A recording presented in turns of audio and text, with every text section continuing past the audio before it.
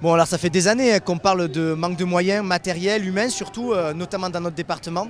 On va dire qu'on est un petit peu malheureusement le symbole, la face émergée de l'iceberg dans le 93.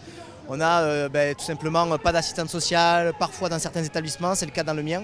Il y a des établissements qui n'ont pas d'infirmières, des établissements qui ont manque d'AED, manque d'AESH. Donc il y a beaucoup de personnel qui manque, et les conséquences concrètes pour les élèves, c'est parfois tout le pôle médico-social par exemple qui n'est pas présent. Et au-delà de ça, il y a aussi le fait que beaucoup de collègues sont dans la rue aujourd'hui avec le sentiment de ne pas être respectés par ce gouvernement. La question des augmentations qui passent que par des primes, c'est quand même un scandale. Surtout en même temps qu'on nous parle de la retraite, on sait très bien que les primes en plus ne permettent pas de cotiser. Ce qui pour nous en fait est juste absolument scandaleux. Il y a aussi eu en début à cette rentrée scolaire beaucoup de postes non pourvus. Nous les 2 premières semaines, il nous manquait une dizaine de postes, par exemple dans mon établissement. Alors aujourd'hui ça s'est réglé, mais il y a d'autres établissements où il manque encore des postes. Donc on a aujourd'hui là des élèves qui, souvent dans les mêmes quartiers, dans les mêmes établissements scolaires, c'est un petit peu toujours pareil. On se retrouve avec des élèves qui n'ont pas de prof d'allemand, qui n'ont pas de prof d'anglais, qui n'ont pas de prof d'histoire. Et on en arrive, on va dire, à des extrémités qui font que les collègues sont prêts à se mettre en grève plus d'une journée à mon avis d'ailleurs.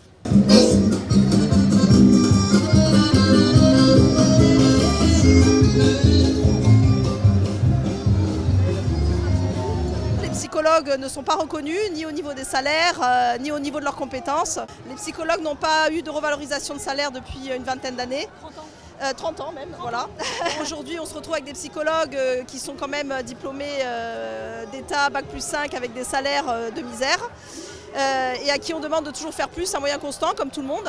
Hein, voilà. Donc oui, les revalorisations salariales sont parmi nos revendications très très importantes aujourd'hui.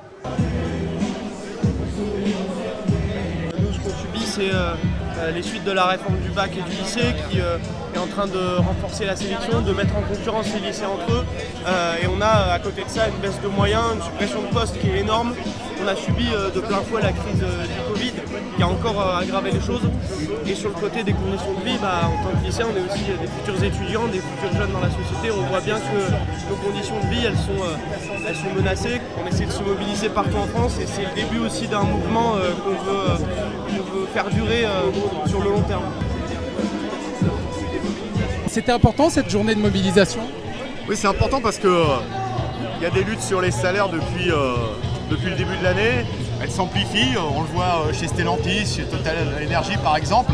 Et donc il y a besoin d'une journée, une première journée qui permette à tous ceux qui luttent pour les salaires de se retrouver, d'agir ensemble, qu'on soit du public ou du privé. Il y a plus de 200 lieux de manifestation, mais surtout il y a des centaines de milliers de salariés qui sont en grève dans tous les secteurs, publics, privés, et dans des endroits où on n'a pas l'habitude de faire grève, entre guillemets. Donc oui, la mobilisation est très importante et on souhaite qu'elle s'amplifie et qu'elle continue. Aujourd'hui, c'est la première grande mobilisation pour les hausses des salaires, pour tout le monde, face à la vie chère, face à l'augmentation des prix de l'alimentation, de l'énergie. C'est super important que ceux du privé comme du public, aujourd'hui, fassent entendre leur voix et exigent des augmentations de salaire. C'est ça.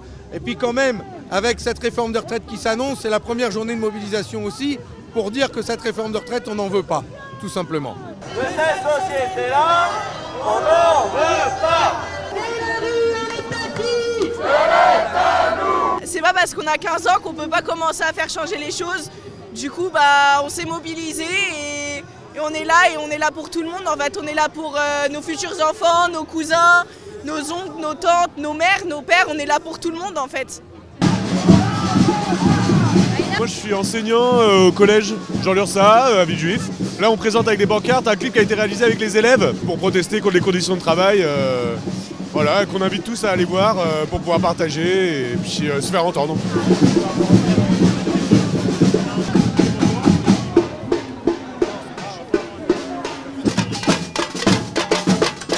J'enseigne au collège Jean Moulin à Aubervilliers, un endroit REP+, comme il devrait y en avoir beaucoup plus, et qui a de moins en moins de moyens, comme partout. Et pourquoi en musique alors? Parce que ça permet d'avoir de la visibilité, parce que ça permet d'être de l'ambiance, et quand il y a des CRS, pour avoir moins peur.